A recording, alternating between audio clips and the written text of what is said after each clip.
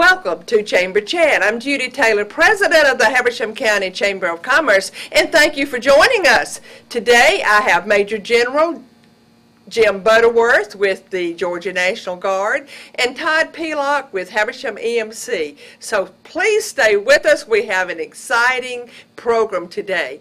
And my first guest is General Butterworth. Welcome, General Butterworth. Good morning, Dr. Taylor. Thank you very much for letting me be here. Oh, I just appreciate so much you're taking the time out of your busy schedule to be here with us. Thank you. But since we have just celebrated Memorial Day, Yes, ma'am. it just seems so appropriate for you to be on this program. We do appreciate it. Well, I appreciate it, and I'm honored to represent our team. We're 15,000 strong in the Georgia National Guard, including about 700 folks who are currently deployed overseas. So on their behalf, I'm honored to be here and visit with you a little bit. Well, I just appreciate it so much. And General Butterworth, I understand that the Georgia National Guard has recently had a huge honor bestowed upon it. Tell us about that. Yes, ma'am. And technically it was an award, and it's an award we've been trying to win for about 12 years. And on the Army side, and the Guard is made up of the Army and the Air National Guard. And on the Army National Guard side, there's a program called the Army Communities of Excellence, and it is a self-assessment type program where the organization goes and visits with our customers. We identify who our customers are, and they are both state and federal customers that we provide any type of service to. And we use some Malcolm Baldrige criteria and some Lean Six Sigma type programs. There you go. Yes, ma'am. And that's what we're talking about. And teams from the Army come in and audit our process and see how we're doing. And of 54 different National Guard organizations in the country, that's all 50 states, plus Guam, Puerto Rico, the Virgin Islands, and the District of Columbia. Of 54, Georgia is #1. So our folks are very well represented. That is tremendous. Yes, ma'am. That is just hard to comprehend. Congratulations. Thank you, ma'am. Thank you very much. General Butterworth, many people don't understand the multifaceted things that the Georgia National Guard does daily. Yes, ma'am. I'm included. We just don't understand what you do on a daily basis. Yes, ma'am. Can you kind of elaborate on that? You bet. Our team, typically, you've heard the term weekend warriors, and maybe back in the day, the National Guard, we were completely part-time, and the old saying about 1 weekend a month and 2 weeks in the summer, that's when our folks are put on active duty. But a large part of our organization is 24/7, 365 days a year. Just about any job that's done in the active duty Air Force or in the active duty Army is also done somewhere in the National Guard. And we have a lot of different presence across the state, but our folks, like I mentioned already, are also deployed around the world. And I think that's the thing that folks don't understand, that compared to the way it used to be, we're a lot busier than we used to be. But on top of that international presence, we also have a presence right here in the state, and sometimes that's the more visible part of what we do. We respond when the governor says, "Hey, we've had a hurricane approach the coast, and we need some military presence, including all of our federal resources that we have available." The governor can call our units up, and our folks can respond. And quite frankly, we're the only part of the Department of Defense that is capable of responding inside the state of Georgia, and very, very quickly, and with a very strong presence. Well, that makes all of us feel safer. It is a good reason to, because we've got a great team. I love bragging on them. Well, you have reason to brag on them. Yes, ma'am. And I want to ask you a very maybe personal question even, but do you still have troops in harm's way, or are all your troops home now? No, ma'am. We have almost 1,000, really right at close to 700, or a little over 700, really, folks that are deployed in Afghanistan and some other parts around the world. And they're very much in harm's way. And we pray for their safe return. We pray for their families while they're away. And that might be a whole nother segment of discussion for the families and the support that's needed for our families while our folks are gone. But the answer to your question is we still have a lot of folks who are deployed. Well, we all need to remember these people. Yes, ma'am. We really, really do. That would be appreciated. Well, tell us, I know you've had a lot of highlights in the 2012 year. Yes, Tell ma'am. us some of the highlights from the 2012 year, because 2013 is just getting started. Yes, ma'am. Well, you know, we did do the Army Community of Excellence. That was an audit that we did in the latter part of 2012, and got some pretty good feedback for that. We also deployed in 2012. We deployed over 1,000 people into war zones around the country and around the world. We have a presence on the southwest border of the United States, the border with Mexico and the United States, and we supported the Border Patrol. That effort was something that really is still ongoing. We've been there, and we're actually going to go back this fall as well in 2013. On the air side, we've had a number of Air Force Outstanding Unit Awards. The Air Force awards these different units that award for the entire organization when they're delivering. It's not unusual for a National Guard organization, an Air Guard organization, to get one of these awards, but we've gotten several. It's unusual for us to get the number that we've gotten with regard to one national organization. One of our units down in Warner Robins, they just received their 16th Air Force Outstanding Unit Award, and it's a first-class team. General Butterworth, it seems as if so much has happened since you came on board as Adjutant General. I remember going to your, I called it an installation service. What did you Yes, call ma'am. it? Changing of the guards? It's a change of command, yes, ma'am. That's technically that's what it was, but your term is right too. When were you installed as Adjutant General? That was September 30th, 2011. 2011. Yes, ma'am. Okay, So we're approaching 2 years. Hard to believe it's been almost 2 years, but it is. But we time have been flies. hearing some really good things in those 2 years. I know that recently you were a speaker at the church that I go to. You were a speaker for the, I believe it's called the Veterans and Patriots at the First Baptist Church of Cornelia. Yes, ma'am. And my husband came home so impressed. Well, that's a great group, and I love going and talking to groups like that, because being able to be there and be with folks who have served and who can tell some pretty incredible stories, it sort of makes me raise the bar a little bit too, so that I can make sure that I meet the criteria that they have of addressing them appropriately, because that's important as well, but also you know, remembering their service as well. So especially in a church, actually I also had an opportunity lately or recently to speak at the First Baptist Church in Atlanta. Okay. And Dr. Stanley was kind enough to invite me, and that was an incredible experience as well. And that's definitely one of the things that in my role as the Adjutant General that the Governor has appointed me to, when the opportunity presents itself at anywhere to speak, I jump at that opportunity, but especially when a church group wants to hear about what we do. I love to share it, because God's been good to me, and I want to make sure that I share that witness. Well, it just seems as if we're hearing, maybe it's because you're from here, but it just seems as if we're hearing more in the news about good things about the Georgia National Guard than we ever have. Yes, ma'am. But, General Butterworth, we need to cut away for a quick commercial break. Great. Got to pay the bills, right? Yes, we do. Oh, please stay with us. We will be right back and continue our discussion with General Butterworth. This is Mitch Simpson at Mitch Simpson Motors in Cleveland.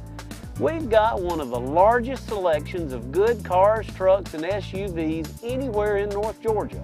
We've always got about 150 to choose from, and most of them are $10,000 or less. Some of them are a whole lot less. So check out what we've got today on our website. It's MitchSimpson.com. Or better yet, just come see us. We're right here in Cleveland at Mitch Simpson Motors. Thank you for staying with us, and now we will continue our interesting conversation with General Jim Butterworth. And Jim, you brought someone else on the stage while we took a commercial. Yes, ma'am. And I wanted to introduce Major Chris Powell. He's part of our team, and he's an exemplary member of our Georgia National Guard team. He has served not only in Iraq but also in Afghanistan with the 48th Brigade. Wanted him to have an opportunity to say hello, Dr. Taylor. Well, we're just happy to have you on here, Chris. Well, I appreciate the opportunity to be here, ma'am. Because you're kind of local. Yes, ma'am. You're kind of from Stevens County, Habersham County, Gwinnett County. That's right, ma'am. So ma'am. we're happy to have you on. But I just personally want to thank you for your services. Thank you. And you have served several deployments, right? Yes, ma'am. Iraq and Afghanistan. Well, again, thank you. Thank you. And General Butterworth, I want to go into something with you that I don't understand much, but I know you can explain it. Yes, ma'am. And this is about a state partnership Right. that you have with another country. Right. Yes, ma'am. And it's the country of Georgia. That's every National Guard organization. Not the state of Georgia. Not the state of Georgia. That's right. Almost every National Guard organization has a state partner, and the way that I can best explain it is you can never surge trust. Meaning you can't, if there is a flare up in a certain part of the world, we would want to have a relationship with that country. And the National Guard maintains relationships like that in over 100 different countries, like the Republic of Georgia, or formerly known as the Republic of Georgia, which used to be a part of the Soviet Union. And so our folks, we have about 20 folks that are in Tbilisi right now, and they're maintaining solid relationships with a lot of the leaders there in Georgia. And we have similar relationships with a lot of other countries in the same way. And God forbid, but if there is a flare-up in another country and there is a state partner, then we would have a presence and a relationship immediately. And in our case with Georgia, it's over 15 years of continuous presence in that country and maintaining a solid relationship with them. Great, and that is so interesting.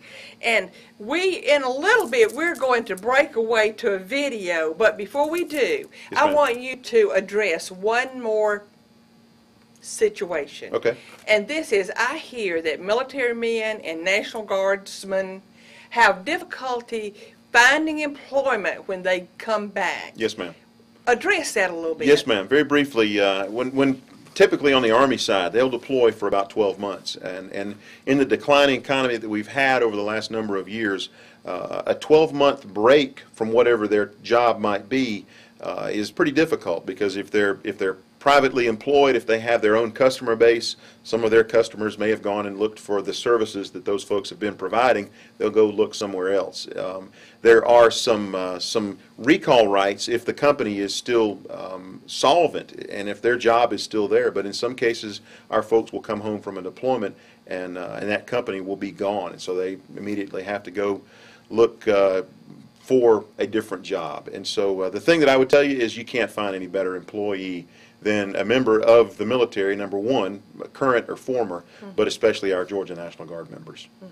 Well, in my opinion, it just seems as if they would be given preferential treatment. Yeah, I would certainly hope so. Coming back, it just seems as if they would. There's not a legal requirement, but I would certainly hope that, you know, these folks that have volunteered to maintain our democracy and the vision that our founding fathers have, we would definitely give them an ounce of consideration. And the leadership that they learn while they're there. Amen. And involved. Yes, ma'am. So it just seems as if they would be given first priority. There you go. But General Butterworth, I know that if you will speak briefly to the activity that the Georgia National Guard has had with the anti-drug, anti-terrorism Right. activity on the Mexico-Texas border. Right. Then we're going to cut away to a video Okay. that explains that a lot Sure. in yeah. detail. Mark Winnie did a great job. He traveled with our folks out to Laredo, Texas, and that's one of the places that the Border Patrol has a presence and a partnership with the National Guard, and our folks are out there, the boots in the sky. They're out there monitoring the border, flying over the border with some of our Lakota aircraft, and doing an incredible job, as the video shows. Thank you, and we will break away to that now, and when we come back, we will have our last guest for today, Todd Pealock with Habersham EMC.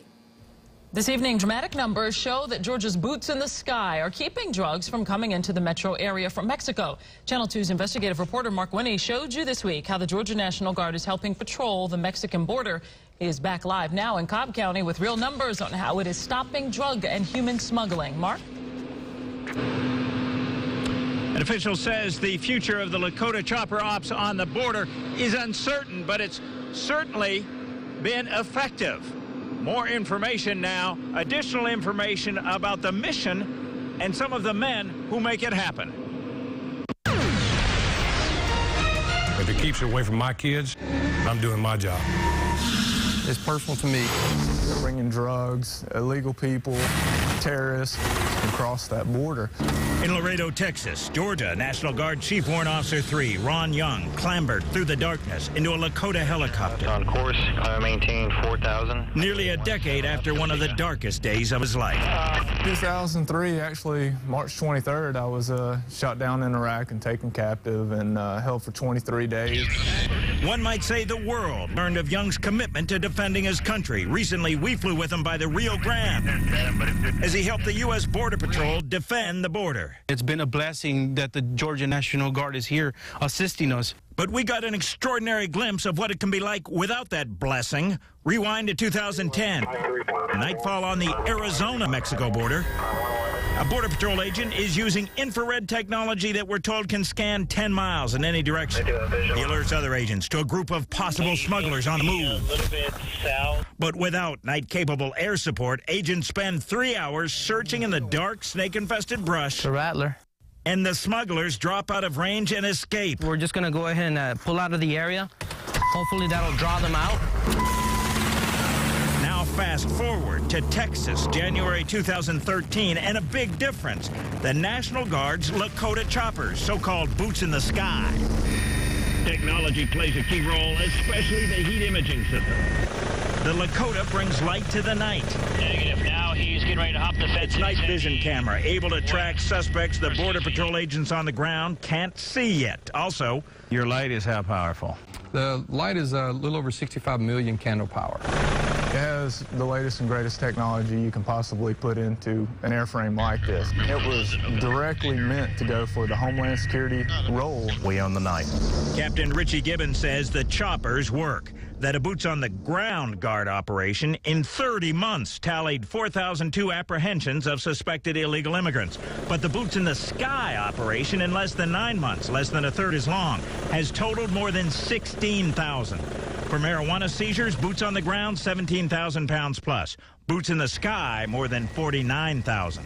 But beyond machines and numbers, there are the motivations of the men and women who make the missions happen, like Staff Sergeant Chuck Hauser. I believe that our job out here is to stop the drugs. That car's full of dope right now. If doing it here keeps drugs from coming to Atlanta, then we're doing our job. Georgia has become a transportation hub. You believe drugs coming across the Laredo border are making it here? Yes, sir. All right, let's get them tugged out. And Captain Scott Carden, the pilot, for whom it's partly personal. I have a stepsister. She died of meth. You know, I hate this stuff. I really do.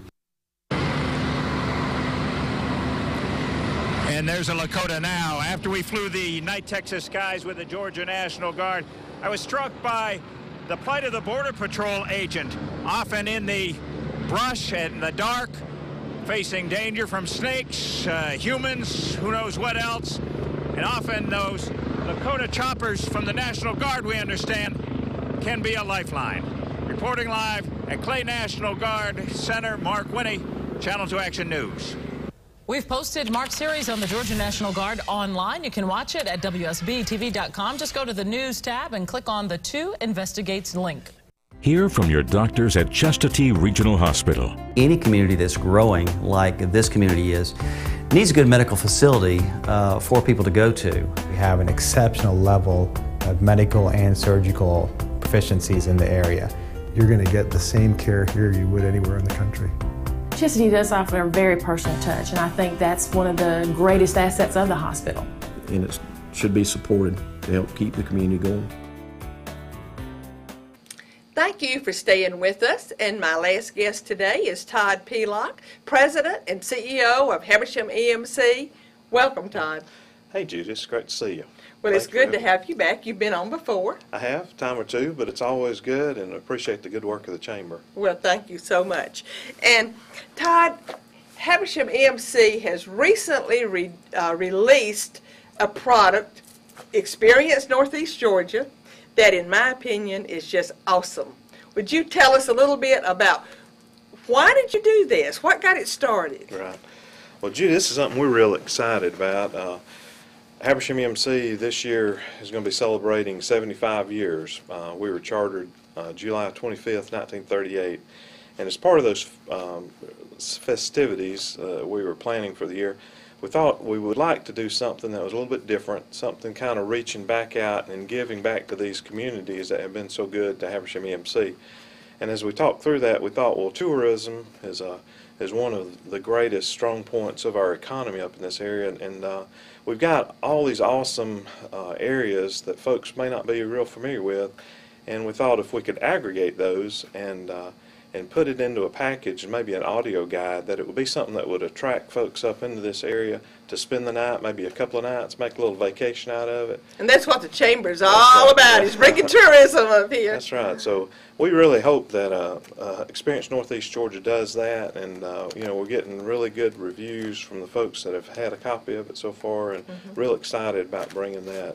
And you know, I want to be sure and give Mr. John Pealock and Emery Jones a lot of credit here. They've done a tremendous job in pulling this product together for us.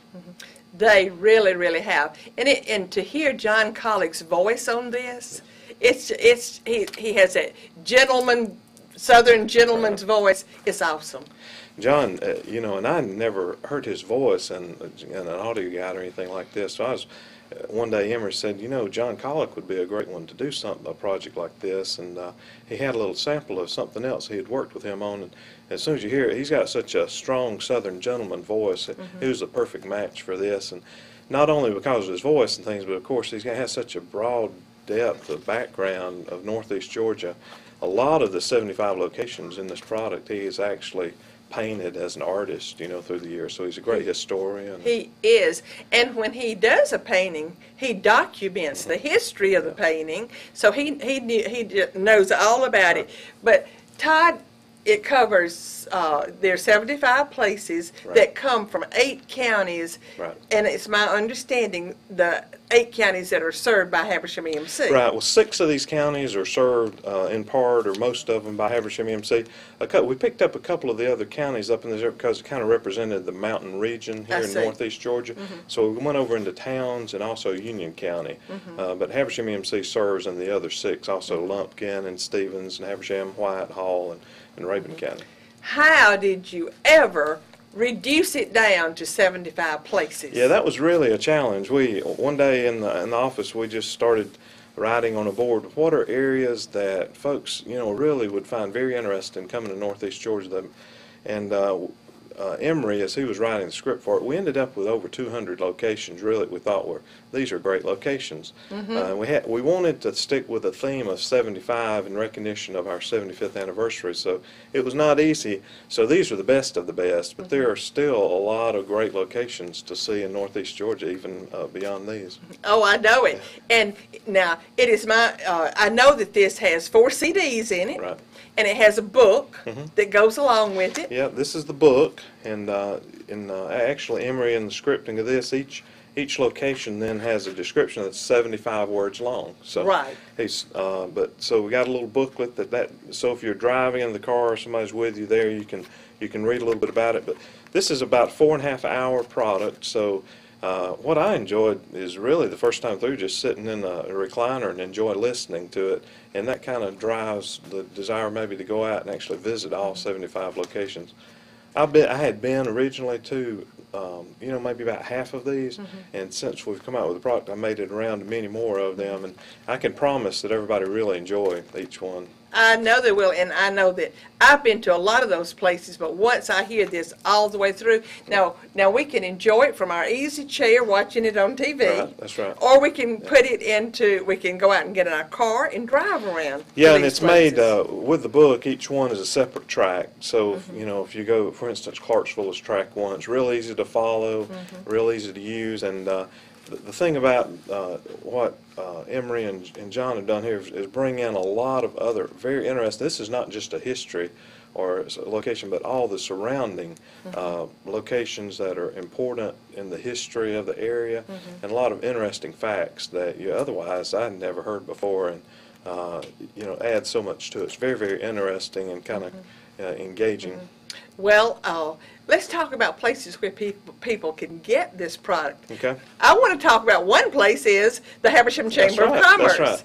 And we've sold out and had to reorder. Well, that's super. We currently the product's in over 60 locations, mostly in, of course, all the 75 locations that have, you know, a visitor center or a location where they could sell a product like this. It's available. But then also, if you go online, you can see all 60 locations that are carrying the product. And the website is cnortheastgeorgia.com. Okay, cnortheastgeorgia.com. Todd, do you have a favorite segment in it? Out of the 75, do you have a favorite? Well, that's really hard. You know, I love the segment on Currahee Mountain. I know we've talked about that segment, but I also, it is really hard to pick. You know, in Habersham County, maybe the Tallulah Gorge and that surrounding area, all the additional information I think that John brings to that makes it really exciting to listen to. Right. Well, Todd, I know that you gave this to the community, you brought it to the community as a part of 75 years. Habersham EMC is celebrating 75 years. Let's talk just briefly about the changes in Habersham EMC in 75 years. Where have you come from and to? Oh, wow. You know, that's what I think to me is most interesting, to go back in those days in 1938 and think about what life was like in Northeast Georgia, because we're, as employees and folks associated with co-ops around the country, we're real proud of the difference that our companies have made in the economic development of rural America, and you know, especially here for us in Northeast Georgia. You know, prior to the EMC being here, really only about 10% of the farms had electricity. And, you know, that affected so many things that we take for granted today. And our kids, you know, they have no idea of the life, what it was like beforehand. So, you know, it's very interesting, and we like to go back, and that is part of our lobby displays and things, to have something there to bring people back to that time to realize, you know. But, you know, it's funny, too, though, that those folks were very happy back then. Life was enjoyable. And, you know, things change, technology comes. You know, our life at Habersham EMC is a lot different today. We've got machines to do a lot of the heavy work and dig the holes and set the poles. But we've got real dedicated employees, and, you know, it took that from the beginning, too. But within a year of July of 1938, Habersham EMC was able to energize that first sectional line. So that original board that we had, well, those guys were not only pioneers, they were also very smart businessmen and knew how to accomplish a mission there. So they were visionaries. They were visionaries. And they were able to organize and actually get that accomplished really in about 11 months' time from the start, to be able to energize the first sectional line. So I thought that was really, that's quite a testament to their capability. It is. And how many, I know that Habersham EMC is a co-op. Right. But how many members do you have? Habersham EMC, we serve 34,000 electric accounts, and that represents about 25,000 households, residential, and business members. Well, congratulations to you, Todd. Congratulations on 75 successful years. You haven't been there all that time. You had some predecessors. Well, you had some great predecessors, and, you know, a lot of tradition there in history that we're real proud of, and very thankful for the folks that have gone before us and made the way easier for us. That's right. Yeah. But we appreciate you now. We appreciate all the work you do. And Habersham EMC is such a great corporate citizen for this community, and I'm sure all the communities you serve. We appreciate you very much. Thank you, Judy, and we're real proud to help and be part of this community. And I usually end with a quote, and my quote today is in honor of General Butterworth, or the military services that we had on the first part of the show, and it is actually the Air Force motto, because General Butterworth served in the Air Force. The Air Force motto is, "The difficult we do immediately. The impossible takes a little longer." Thank you for being with us, and I'll see you next time.